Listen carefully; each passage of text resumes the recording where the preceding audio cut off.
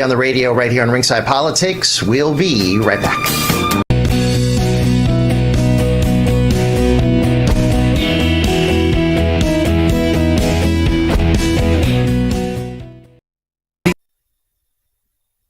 Wake up every morning with just the news. All the news and none of the noise.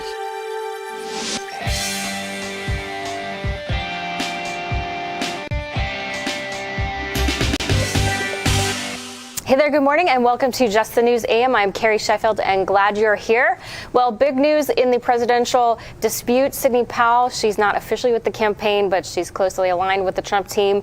She had two of her major cases dismissed in Michigan and also in Georgia. And December 8th today is the next milestone in the election process. The electors are starting to gather. It's the so-called Safe Harbor Day. And we yesterday had a congressman on, and I'm going to play a clip from him, and then we're going to join in here with a legal expert to talk about it. While the courts have a role in this process, in the United States Constitution, Article 1, Article 2, and the 12th Amendment, it is the United States Congress that is the final judge and jury, the final arbiter of election contests for the House, for the Senate, and for the President of the United States. So it's going to be my job as a judge and as a juror to make up my own mind as to whether this election was so badly flawed with voter fraud and election theft as to justify Joe Biden being sworn in as President of the United States on January the 20th. And in my judgment, it is so badly flawed that Joe Biden did not win if you count only the lawful votes cast by eligible American citizens. And there you have the congressman saying that it is the legislative branch and not the electors who officially decide under the Constitution, according to his read, decide who is going to be the electors to elect the president.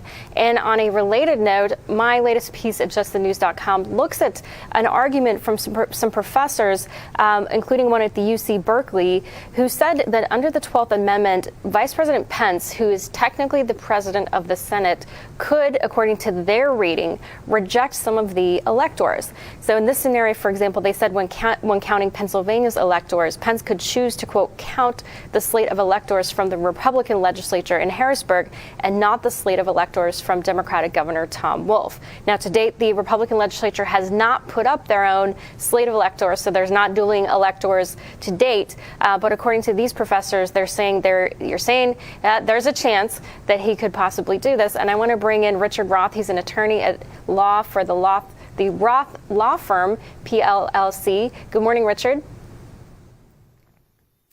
So I want to know your take on this, because this is two lawyers who wrote an essay, and they're law professors, and they wrote this essay before the election. We tried reaching out to them to get comments since then to see if they believe now circumstances the way they are currently constituted would make this still a viable path for the vice president. They haven't gotten back to us, so we're going to still keep trying to reach out to them. But what's your take on it?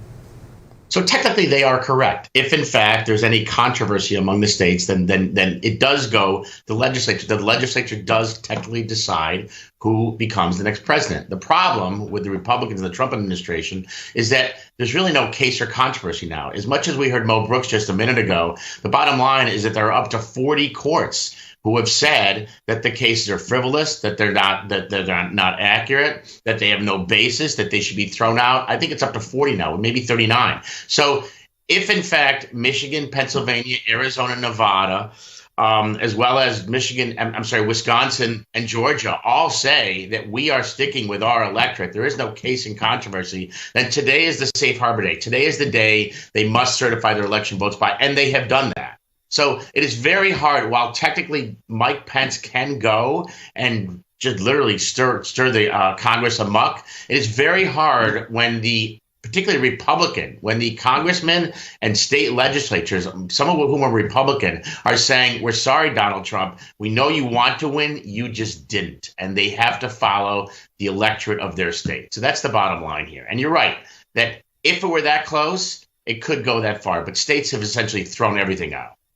And some supporters of the president have said, well, these court cases have really been more on, in many ways, technicalities. So things like they didn't have standing or they didn't do it close enough to the deadline. In some cases, they were told they can't do it until after the election. And then they're told, oh, you're too late.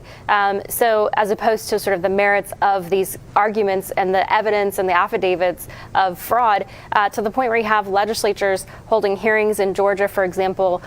They're pushing for an electoral session to examine 2020 ballot fraud allegations. So you have that in Georgia and in Arizona. The Arizona Supreme Court has agreed to review a state GOP challenge to election results.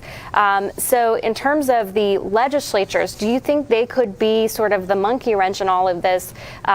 Even if the safe harbor happens and the certifications technically happen, could the legislatures step in and put forth their own slate? I don't think so. The bottom line is that Donald Trump has tried and continues to try to contact. Yesterday, he contacted Pennsylvania. You heard him on Saturday Night about Georgia. He's trying his darndest to try to get them to do something different. And what they're saying, Democrat and Republican alike, are, listen, the process was democratic. You lost. Now, a lot of these courts have said there was no fraud. In fact, some judges have literally gone up to the lawyers and said, was there fraud here? You're standing in front of a judge, and the lawyers have said, well, we haven't really seen fraud. This is very different than what happened in 2020, where there was one state and it was a technicality with the hanging chads, we all remember. This is 6 states, several of whom which voted overwhelmingly in favor of Biden. There may have been some minimal fraud here, people putting in 2 ballots, some dead votes, but to overturn, I think Joe Biden to date has 81 million votes, and Trump has, I think, 74, something like that. To overturn 7 million votes based on allegations of one person voting twice or 2 people or somebody voting for someone, there's no fraud. And nobody said it better than Barr. Barr, his task was to look into this, said, listen, to date, we've seen no evidence of systematic fraud. And at the end of the day, it's just another day closer to Trump leaving the White House. Well, I think Trump supporters would say, well, this isn't about the popular vote. It's really about the electors and the electoral votes. But I want to get your take on illegal immigration, because yesterday the congressman, when he was on this program, he said that from his view, and we saw a survey, for example, from Harvard that said as many as 10% of immigrants, both legal and illegal immigrants, have said they voted. And that's not legal. If you're not a citizen, you can't vote.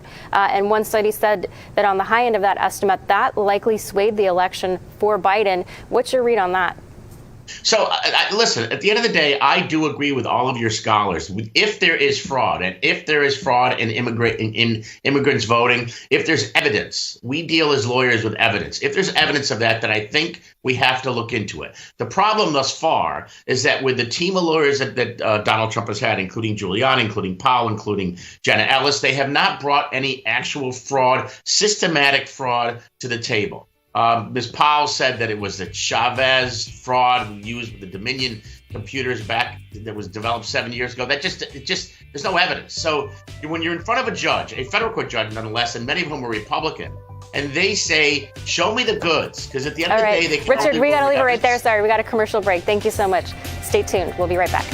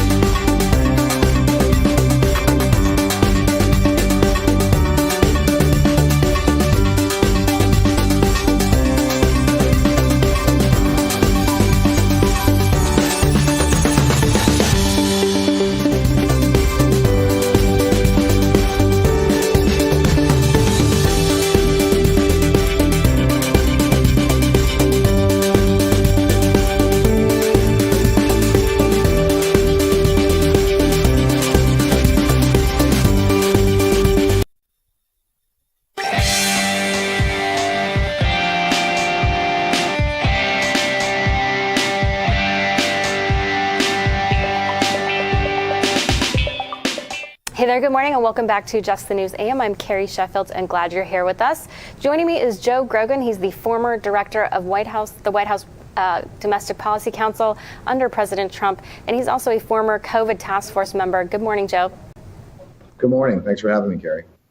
So let's talk about first the Biden plan. So the Biden administration has named their intended secretary for Health and Human Services, and he was in Congress for a long time. He's currently the AG of California, Xavier Becerra.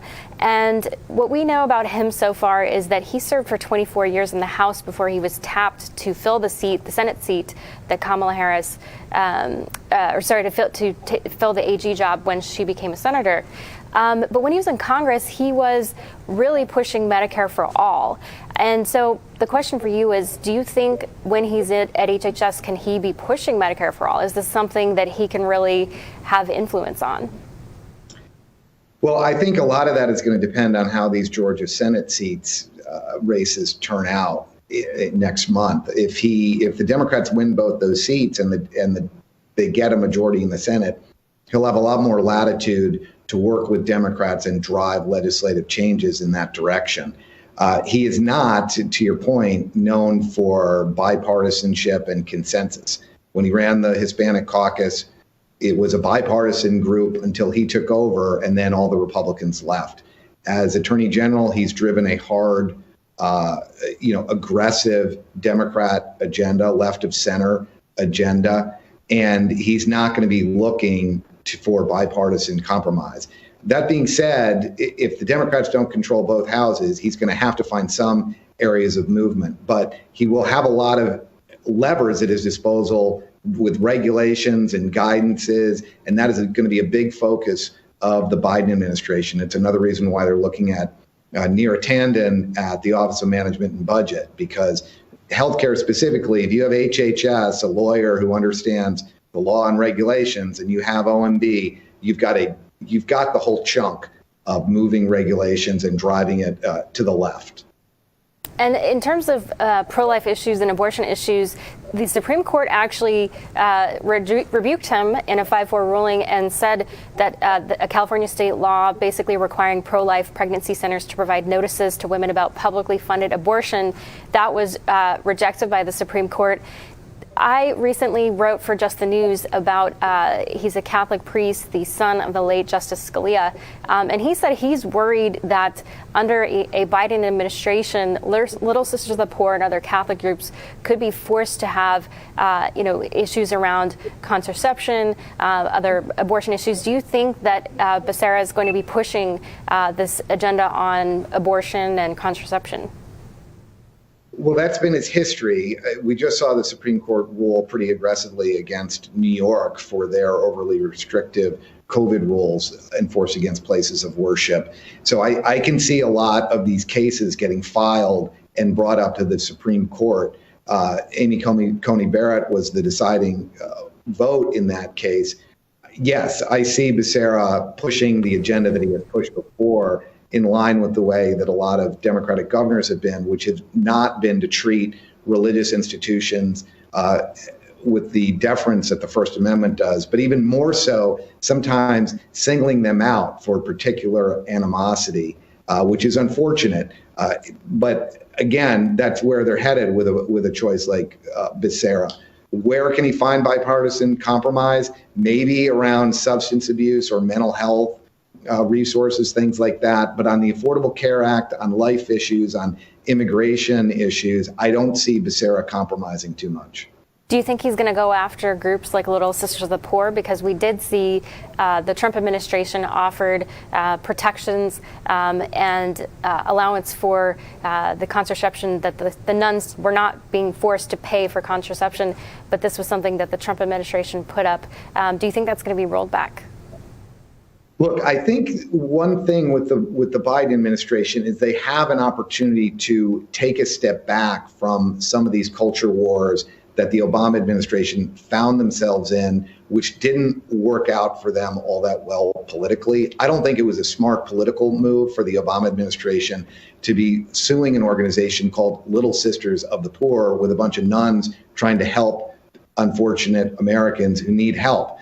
Biden can make the political calculation as somebody who is Catholic and say, look, this is not a smart place for us to be. The country's evenly divided. The Democratic Party, frankly, is getting killed on cultural issues. And there's a lot of working class Americans who feel separated from the modern Democratic Party. It would be a smart political move, in my estimation, not that Democrats are taking my advice on this, for them to take a step back and look at this and say, where should we go as a country and move forward? There are big issues with COVID. Do we really need a fight with Little Sisters of the Poor right now? And let's move, because you had been a member of the COVID task force at the White House, and you're currently advising governors in a bipartisan group on COVID issues. So we've been reporting about a statement from the current HHS Secretary Azar, and he said that every American who would like to have a vaccine can get one by the second quarter of 2021. We had someone on our program yesterday who said she's not planning to get the vaccine because she's worried about the possible health ramifications.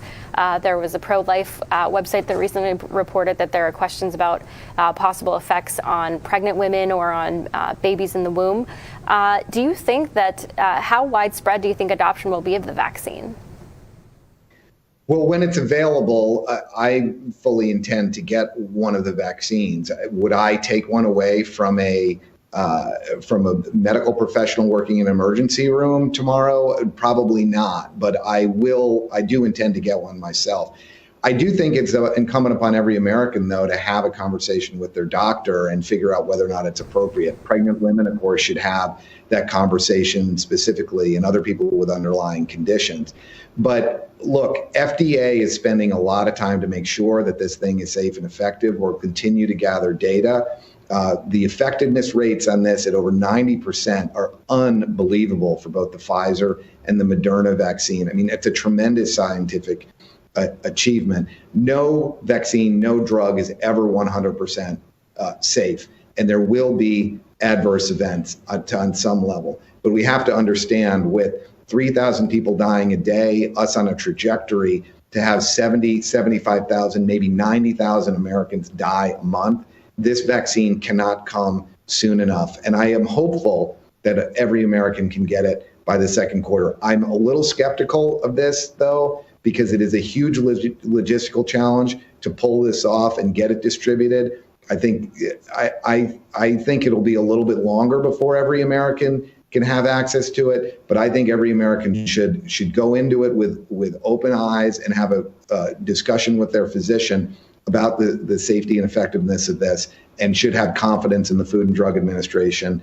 and the analysis that they provided. And what about confidence in the president? Real quick, 20 seconds. The Senator Harris, during the debate stage, said that she doesn't really trust a Trump vaccine. Well, it's just so damaging what the political season has done to the scientific process. Kamala Harris should be on the stage first and foremost to get the shot as soon as approved. That is next week. And Joe Biden could do the same, get the shot next week when the FDA advisory committee meets, and FDA hopefully approves it within hours or minutes of that FDA advisory committee vote. And Governor Cuomo, Andrew Cuomo, to be on the stage with him. People all right, Joe, sorry, we got to leave it right there. Stay with us, folks. We'll be right back.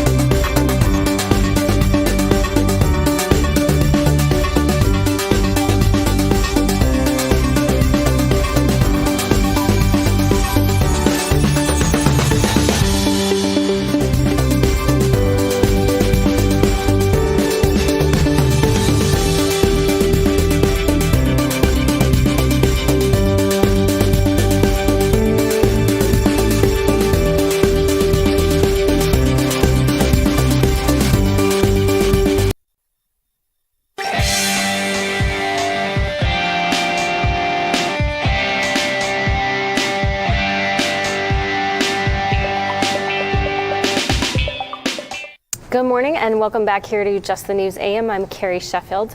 We are going to be bringing to you Bob Woodson. He's the author of a book called Lessons from the Least of These. He's also the founder and president of the Woodson Center.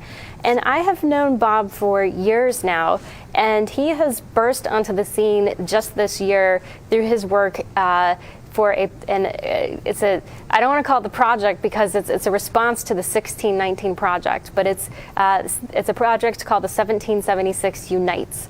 And it's founded by the Woodson Center. And what 1776 Unites is all about is basically taking a critical look at critical race theory and asking lots of hard questions that are not currently being asked about critical race theory. Now, there's a report that the Heritage Foundation just put out today. It's called Critical Race Theory, the New Intolerance and Its Grip on America. It says that critical race theory is making race the prism through which its proponents analyze all aspects of American life.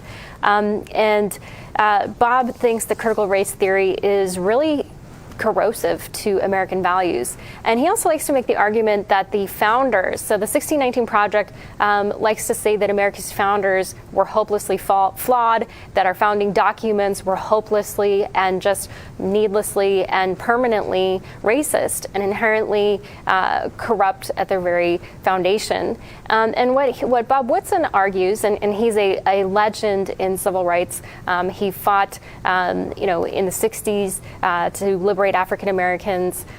He was jailed. He worked with NAACP.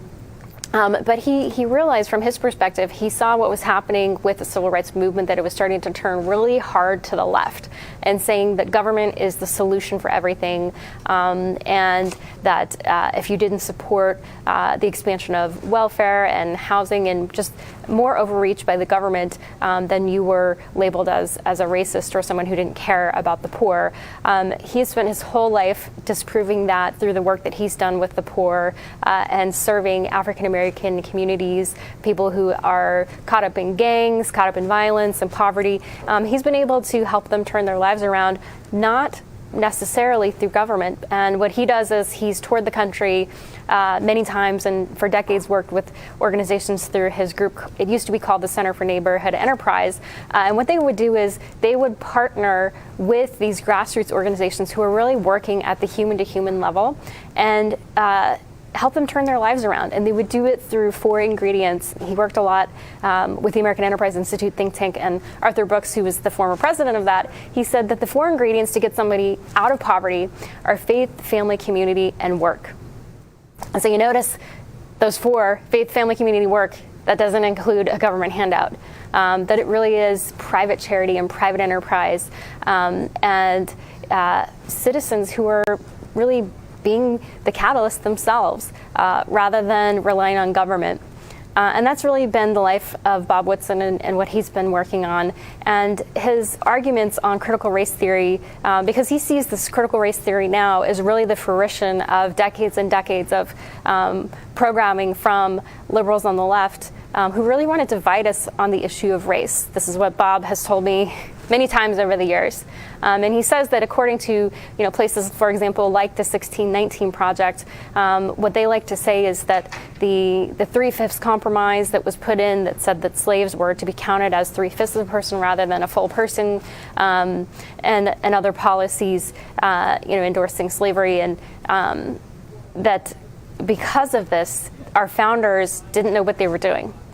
And what Bob Woodson does is he takes it and turns that on its head, and he says, actually, the documents contain the instruments of their own improvement, because the documents have this process called the amendment process.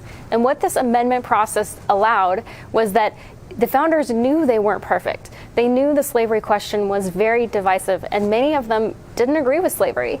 But they, in order to get the country off the ground, had this compromise, which we, in modern days, we know is reprehensible.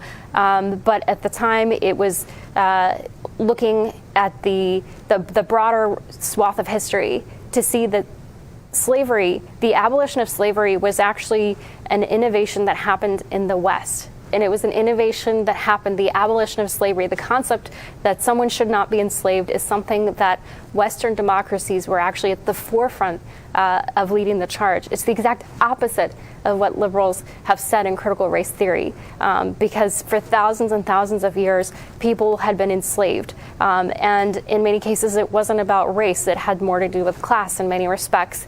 You had Jewish people who were enslaved in Egypt. You had people in sub-Saharan Africa who were enslaved by other black people in Africa.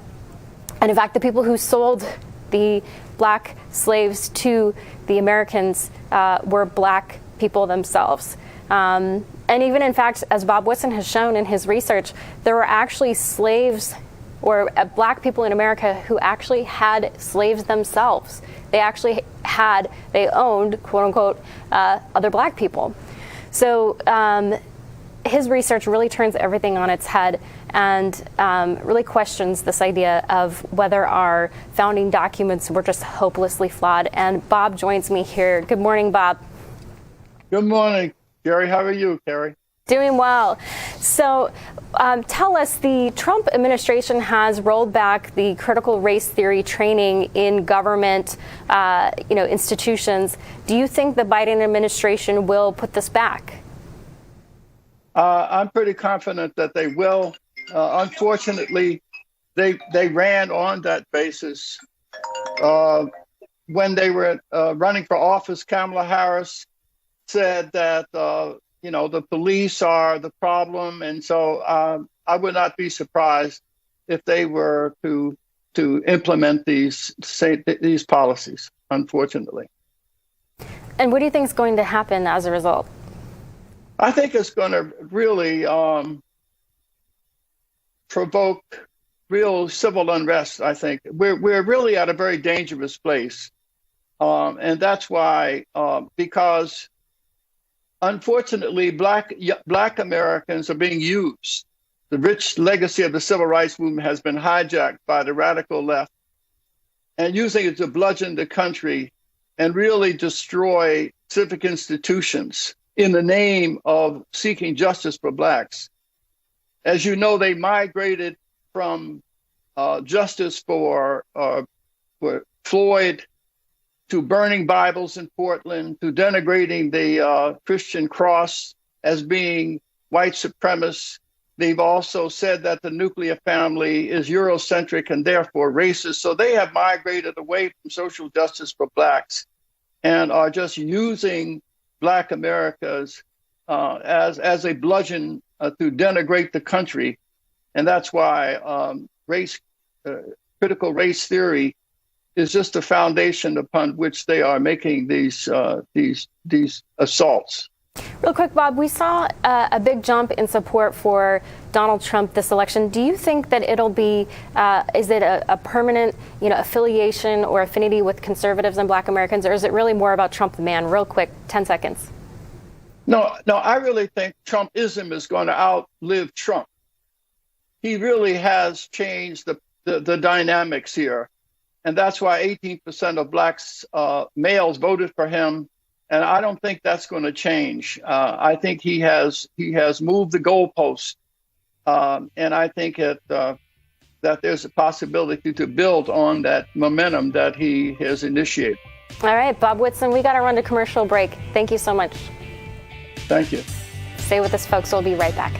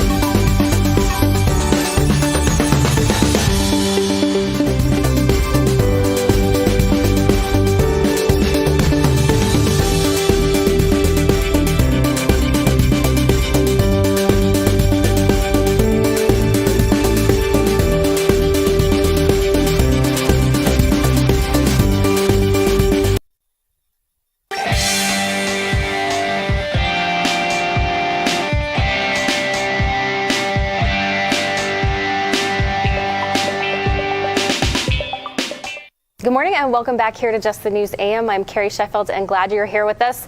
Now, Jessie Jane Duff served for 20 years on active duty in the U.S. Marine Corps and retired at the rank of gunnery sergeant. She serves on the 2020 Trump Campaign Advisory Board, Women for Trump, and is co-chair of Veterans for Trump. And she joins me this morning. We are going to talk about an issue of media bias. Good morning, Jessie. Good morning. Thank you so much for inviting me. So good to have you. So I tweeted this out yesterday, and I put a link to our reporting about this. So we do original polling with Scott Rasmussen, the legendary pollster, and it's basically he identified a broken trust in media. So 43% of respondents, this is a national poll, said that media organizations have determined allegations of voter fraud are not worth investigating, which is a higher number than the 40% who said yes. So this is a lot of Americans who say that the media just hasn't done their job. So you have worked with the Trump campaign, you represented on Women for Trumps and Veterans for Trumps. What's your read when you're thinking about media? You know, it's shocking because there was a time when the media was thirsting for controversy, thirsting for problems. I mean, we can go back, not that many of us remember, but some of our viewers do, the Nixon era. I mean, they held those Watergate hearings. They had everything out there, and people wanted to understand what actually happened. The man was impeached for having the Democratic headquarters broken into. By today's standards, what's going on now, you would think it would be all over the headlines. And so here, working on the campaign, I've traveled all over the country and saw thousands of people come out supporting this president, and to see that the media just is completely disinterested in the 75 million voters that believe that there was some problems with this election is disheartening. So I don't think this is going to go away, and I think that the new media out there, such as your network, is going to explode because people are fed up with the media not representing them. Millions and millions of Americans wanted to see this president win, and they wanted to hear, even if he should not get into the White House, they want to hear some invested interest in your major news medias, and they're just not showing it. Well, and you don't even have to go back to Richard Nixon. You can just go to 2016 when you had the media who was investigating all sorts of claims by people like Hillary Clinton, who was saying that the Trump campaign was colluding with Russia, and she still to this day believes that she lost because of Russia. And then you also had Stacey Abrams in 2018 who lost the governorship, and her margin of loss was 4 times that of what we're hearing reported now for Trump. So 4 times that, and she's never conceded. Still hasn't. And yet you see the media has painted her as this folk hero. And so just the contrast, talk about that contrast. You know, what's so odd, it's a great point you just made, that the media covered the Russia collusion controversy, but never even with much fairness either. They had essentially convicted the man before it had even gone through the Mueller investigation. And when the Mueller testimony happened, I think all of us were quite shocked at how he wasn't even aware of what was in his own investigation. He wasn't aware of what was in the Steele dossier. He wasn't even able to really answer questions by the senators that were questioning him. And you started thinking, did you even write this? You spent over $30 million for 3 years in an investigation. So the media's lack of interest in understanding why do Americans feel that there was fraud in this election. You know, even if it has not in their minds been validated, don't you want to understand what is substantiating it for people like myself?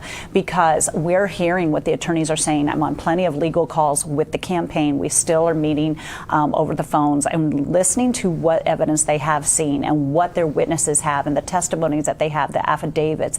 It's not anything to be dismissed, and I think it should be taken seriously. And just because something doesn't get proven in a court of law doesn't mean it didn't happen. People have to remember that, because the evidence has to be presented in a certain way. But I do expect, going on of what I see in the campaign, that this president still will prevail, and I think the media is going to be eating crow.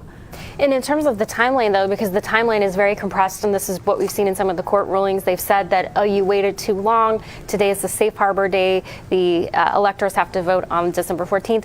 If it turns out that the president is unsuccessful right now and even through January, but investigations are still ongoing, do you think that this could be the reverse of the Mueller report? Because in the Mueller report, we had 3 years, millions of dollars investigations, only to say that there was no collusion. Do you think we could see the opposite here?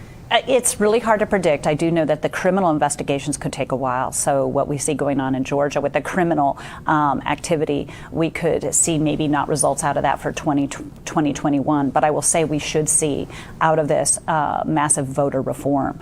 And let's hope that we do win the Senate in Georgia, because that's going to be instrumental in us getting voter reform, voter ID, knocking off these mail-in ballots where people are getting 18 ballots at their house that weren't even requested, dead people voting. We have to go through and flush the rolls in every state and ensure that there's people that are actually registered, live there still. I mean, there's so many discrepancies that this has brought forward. And I have worked on election reform for years. I worked on military voting rights in 2009, helping pass a law so that the active duty military could vote while they were overseas. They are the most disenfranchised group in the world, or in the United States, I should say. So I expect out of this, you're going to see some positive results for voter reform. But getting back to your question, are we going to see any results out of this? I think every American knows something fishy happened. I talk to people every day who aren't politically active, and they do believe that this election was stolen. And they weren't activists like myself. They're just everyday Americans, my hairdresser, my esthetician, people like that. They are like, yeah, something's wrong. And we had a congressman on Mo Brooks yesterday talking about illegal immigrants and also legal immigrants who are not allowed to vote. A Harvard study found that 10% of these immigrants voted. Real quick, 10 seconds. Do you think illegal immigration or voters who are immigrants and not citizens swayed the outcome? Oh, they could have had something, but I think you also got the dead voters and the people that weren't even registered in the state voting. All right, Jesse Jane Duff, thank you for joining us. We appreciate you on set. She is a trooper and has Skyped in for us from the West Coast, and we're glad that she's been here on set with us. Stay with us, folks. We'll be right back.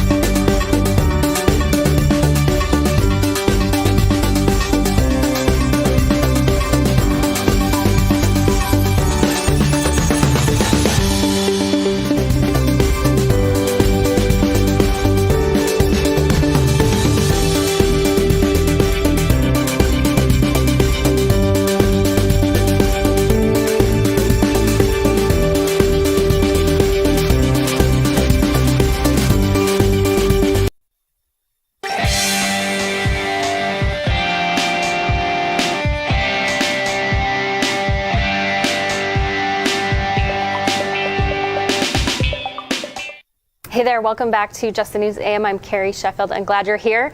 Well, 2020 is wrapping up and we have a personal finance expert here to join us and tell us how do you make your money go that much further during the holidays and any saving tricks that we need by the end of the year. Bobbi Rebell, she joins me. She's a host of Money with Friends podcast and the Financial Grown Up podcast as well. And she's also the author of the book, How to Be a Financial Grown Up. Good morning, Bobbi. Good morning, Carrie. Thank you so much for having me. So, okay, we're here in the end of the year. A lot of people are, unemployment went up compared to last year. Some people are trying to make their money go further. What tips and advice can you give here for the holidays? The most important thing is to actually do a self-assessment, a financial self-assessment. Go back through what you've spent the past 11 and a half months and figure out what worked for you and what you might do differently. And you might actually, Carrie, be pleasantly surprised because even though a lot of us have suffered from, underemployment, unemployment, and a different mix of, knows what hits us during this pandemic. The truth is, many of us also spent a lot less money. We did not go out with friends as much. We miss our friends, but the money wasn't spent. We probably didn't take as much taxis if we're in urban areas or, Ubers, Lyfts, whatever it may be, because we weren't going out as much. We certainly probably had fewer gifts to buy because maybe we weren't going to as many big weddings or bridal showers or graduations and so on. So we probably have a better situation than we thought we would. It's no surprise that, in fact, the saving rates have been up. So cheer yourself up by looking back and giving yourself a pat on the back for what you've done right, and then give yourself a little reality check for maybe what you want to think about doing a little bit better with next year. Sure, and we've also seen credit scores have been going up as well. I want to ask you, you were quoted in a Huffington Post article, and the headline is, Why the Idea of a Cashless Society is So Dangerous. And they said, in theory, if you had a cashless society, you could prevent the spread of germs. But they say that it could actually be difficult for people who are less wealthy and people, maybe minorities in particular, who are less likely to have a bank. What's your read on that? Yeah, first of all, Carrie, I love that you bring this up because this is a really important discussion for all of us to be having. There are very good points made by both sides. I do think that it is to some degree inevitable that we move more and more towards a cashless society because not only all the points brought up in the article about the fact that, and I talk about the fact that you can track your spending more effectively when you can see it, but also it can be a health and safety thing to not always have us touching physical money. So that is something that is more and more in the conversation. That said, I do think that it's important that we have empathy and that we take action for those who don't have easy access to cashless ways to pay and that we get them into the system. I think the solution is not to just ignore them. The solution is to bring them along, educate people, and give people the resources so that they can have access to banks or places to put their money where they can also have access to cashless ways to pay. Because the truth is, it is much more hygienic. And when we're talking about health and safety, that really is something that we should focus on. And you were also quoted in another article by Real Simple, and it was looking at the CARES Act. So the CARES Act was the coronavirus relief bill that was passed earlier this year. And it says that it changed the 401k withdrawal rules. Here's what you need to know. What do we need to know for this, especially here because some people might be making some changes with their 401ks before the end of the year? I think it's important, Carrie, that everybody tread lightly. There are a lot of other places to get money if you need it. Now, if this is what you need to do, don't beat yourself up. Everyone understands these are unprecedented times. That said, there may be better places to go. You can, for example, make sure that you're getting all of those benefits that came from the CARES Act, whether it be making sure that if you're unemployed, you have filed for whatever you're entitled to in terms of unemployment benefits, making sure that you've exhausted other ways to access money. Because when you do take money out of your 401k, the good part is you're paying yourself interest, absolutely. But at the end of the day, it's often very hard to repay yourself. And if your job is vulnerable, you have to repay that money. So it gets very tricky. And I worry about people, for example, if you had taken out money when this article came out, which I believe was in the spring, you would have missed this wonderful stock run up. And think about assuming that it was invested in stocks and think what a shame that would be. So be really careful before you dip into things like retirement savings, even if it is allowed and even if those penalties are waived. That doesn't mean it's a good idea. It just means you're not going to be penalized for it by the government. And what about for 2021? What is people love to make resolutions. What are the most common financial resolutions you see, and what are the ones they usually break?